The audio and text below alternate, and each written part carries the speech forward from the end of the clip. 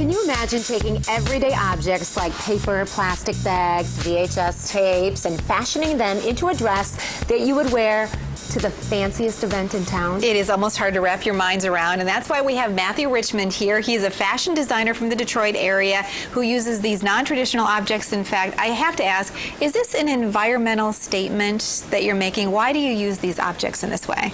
A little bit. It's, you know, a lot of the things that usually get thrown to the basement or just tossed to the curb, I kind of look at it a little bit differently, as in, why waste it? Or, you know, I take it one step further. Before recycling it, I upcycle it and turn it into something you would probably never even imagine. So once you see these, you're just going to be amazed.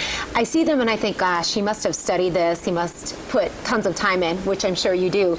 But you didn't study fashion. Right. Give us your history about your own expertise and how you got into it. Yeah, definitely. I always was interested in fashion. I never kind of pursued it, but one day I was just kind of bored, I guess you can say, and I had a bust form in my first apartment, and it was just there for decoration. And one day I just grabbed some paper and tape and just kind of went at it and started draping it. Okay, the dress in this picture is made out of what? This one particular is made out of old service menus and tissue paper. It's amazing. Man, it's a confection. I mean, you think of like layers and ruffles and the couture look. Right. And they're really some basic things that some might even throw away. Oh, yeah, exactly. Yeah. Wow, what a contrast there. We have one of your models here. Why don't you tell us about this dress and what went into it? Yeah, definitely. This is, like I said, VHS tape. You know, these are probably sitting in a big box in your basement right now. And I literally was pulling them out of my basement box and unraveling them and putting this together. So this is, I call it the VHS dress. So you don't know what movie this is in, like Gorgeous. Back to the Future? This is Twister, actually. It's the first movie to ever be put onto a DVD digitally, and it's the first movie not to ever be fashion. Isn't that great? That, you know, it's super ironic there. So do you get inspired? Do you think of a design in your mind, or do you look at an object and think, boy, that would make a beautiful dress that looks like this? You know, it really, sometimes I sketch and sometimes I just kind of create it. It really just depends on my mood, I guess. That's wonderful. Okay, so we have another here. We don't want to leave the guys out. You do mostly women's fashion. Right. But this is cool. I had a friend of mine, her mother gave me a huge stack of National Geographics dated back to like 1958. And so I was inspired to do a jacket, and this is my National Geographic jacket. The colors are great, and then it's historic too. I mean, I can imagine wearing this to a party, and people would not leave you alone just looking at the detail on your jacket. Right. What is the reaction?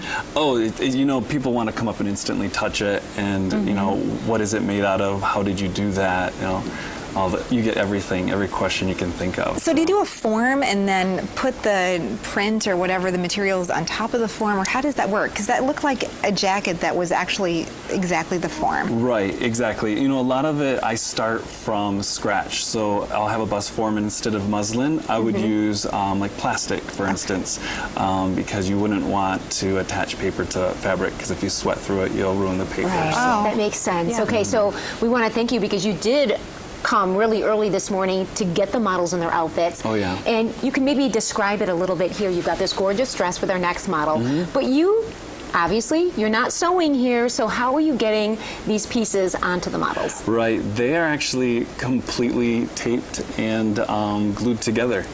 I don't sew. I've never had any formal training in, you know, fashion and construction, so I just kind of tape and sew as I go. I'm sorry, tape and glue. Tape and glue as you go. Yeah. So tell us about the level of media exposure. When people see this and you're in the Detroit marketplace, do you get a lot of interest from nationally known organizations wanting to feature these? Yeah, a few here and there, definitely. A lot of people are interested in it for marketing purposes. You know, I've had a lot of local restaurants or just random, you know, businesses who'd want to market themselves more of like an out-of-the-box kind of thing. Okay. So, and here's a great example, because these are grocery store plastic bags. Right. And it has a name on them. And I think you've hit on something there, because the whole marketing plus your expertise in fashion.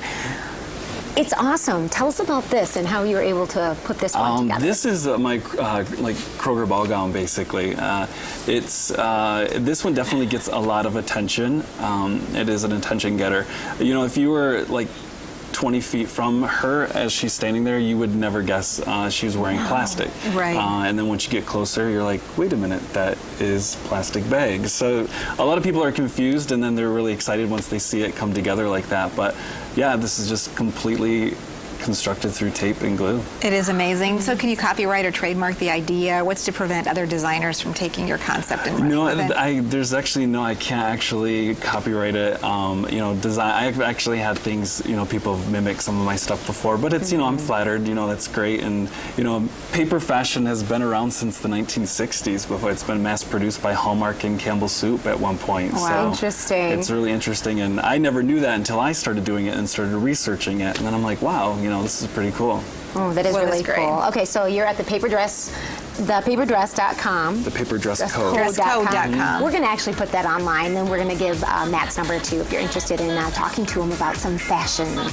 Thanks so much for coming and sharing Thanks this for your having me. beautiful fashion Congratulations. with us. Very interesting. Thank you. Talented guy. We'll be right back. This is 8 West.